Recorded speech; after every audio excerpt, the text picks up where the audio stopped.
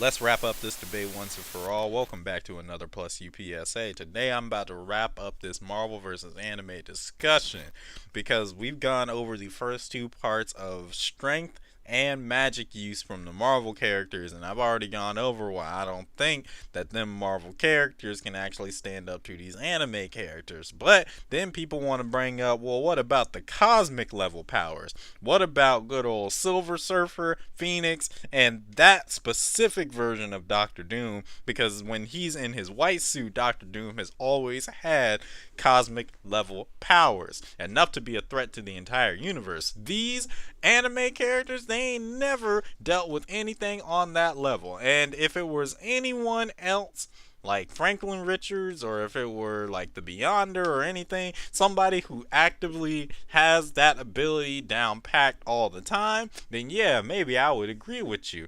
But the thing is, it's not. So I gotta bring in my boys Goku and Vegeta and tell you how these Marvel characters would get their tails whooped. But before I do, I'm gonna be fair and just give you the lowdown on the Marvel characters that people say would be contenders in this fight. Now that comes down to Phoenix, Silver Surfer, and the White Suit Doctor Doom. Now of the three, the White Suit Doctor Doom is probably the biggest threat for the anime pro tags. Why? Because at the times that Doctor Doom has worn that white suit, he has been incredibly powerful.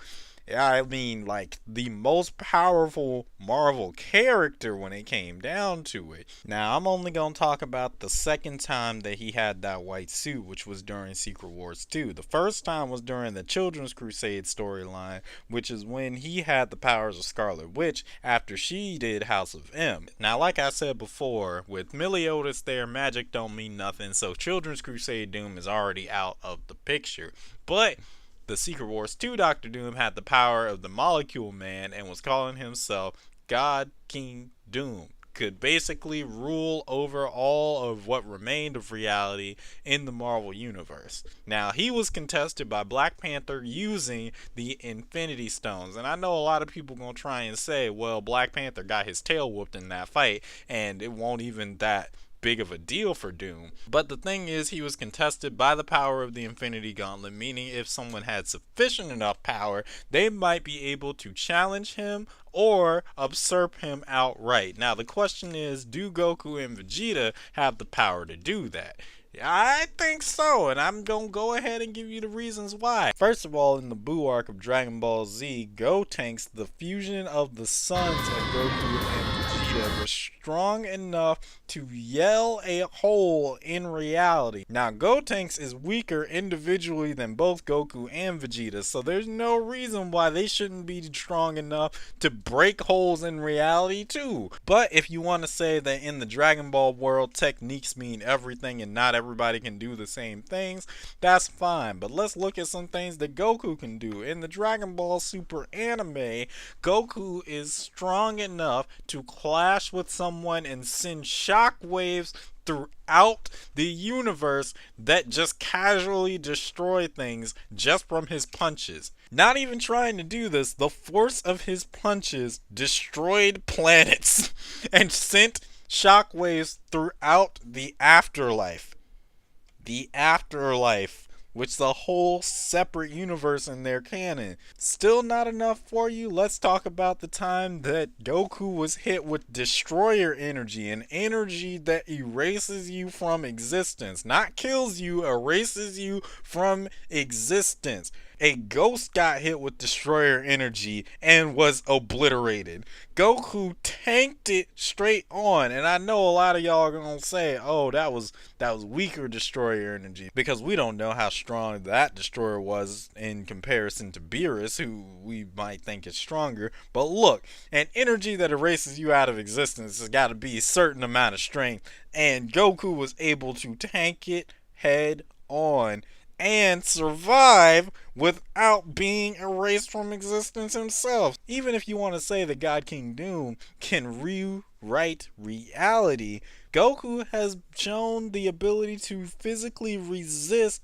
having his existence rewrote by someone else's power before.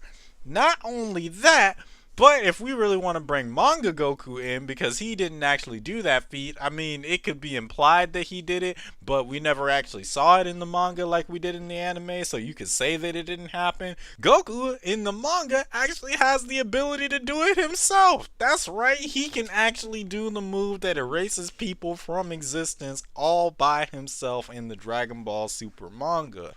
I'm just gonna say that he can take out Dr. Doom before Doom even realized what was happening. What's he gonna do? Try to save himself from being erased from existence? I mean, I guess you could say that, but like, I don't know if it's gonna happen. Considering how fast the Dragon Ball characters move, I don't think he'd even notice what happened before it was too late. And on top of that, you got Vegeta there, and he's supposed to be strong enough to contend with Goku every step of the way, meaning that he, while he doesn't have the same amount of power that Goku has in terms of the abilities that he can use, he's physically strong enough to resist most of the things like Goku can, and he can blitz most people before they can even do anything about anything. I'm sorry, y'all, but when it comes down to it, Goku and Vegeta can tank God King Doom. And if we're gonna go out and say that they can tank God King Doom, then Silver Surfer and Phoenix would get tanked too. Why? Because both of those characters are weaker than Doom was when he was God King Doom. So regardless of how you try to make the argument, they would get tanked. Now, I just want to wrap this whole thing up by saying, if we were saying that the Marvel characters at their peak level strength, so like Scarlet Witch during House of M, God King Doom, Phoenix at whatever the height story of her power was, Silver Surfer at the height story of his power, blah blah blah blah blah, World Breaker Hulk, bring it all in there, then yeah, I'm sure that the Marvel characters would win without a doubt, because they've all had ridiculous amounts of power, and if they were just going out to try and blitz, then sure, I guess if everything was thrown at them, maybe they would be able to come out and do it. I'm not even going to give a definitive for the Marvel side, because they just, I can't even do it. It's just the fact that everyone who argues for this Marvel side is arguing for conditions that are not the standard for these characters, and ignoring the fact that these anime characters aren't specific to any storyline or any plot point. They legitimately just have these specific powers. I guess unless you want to argue Goku with Ultra Instinct, that's actually a pretty good example of a conditional power in anime and how it can relate to what I'm talking about with these comic book characters. Goku got Ultra Instinct in order to beat the last foe in Dragon Ball Super, Jiren. After that, he lost Ultra Instinct and he hasn't been able to use it again since. So until he gains the ability to use Ultra Instinct all the time, which if you've watched Dragon Ball from any given point in time, you know that he's going to be able to do. But until he gains that ability to do so, that was a conditional power. He doesn't have it all the time, which is why I ain't even bring it up here. But if we were saying that Goku Ultra Instinct could go up in this mess, nah, the Marvel characters would be done. I don't even want to remotely try to argue that. And what I also don't want to argue is the rewards that you can get if you check out the Plus U Patreon page. That way you could help light the fuse on more content you want to see and get a little something back for it. And I don't want to argue about the fact that you can drop a noun, two verbs, and an adjective in the comment section down below, which could become the subject of a new video featuring you as a contributor, or how you can drop a piece of media so that I can talk about it in another Plus UPSA some point in the future. It's been a lot of fun talking about this topic, but now I've got some other PSAs to start working on. Be brave, be bold, be you, and hopefully I will be in your future behind to kill the lights on this subject. Ooh, I do love me Marvel though.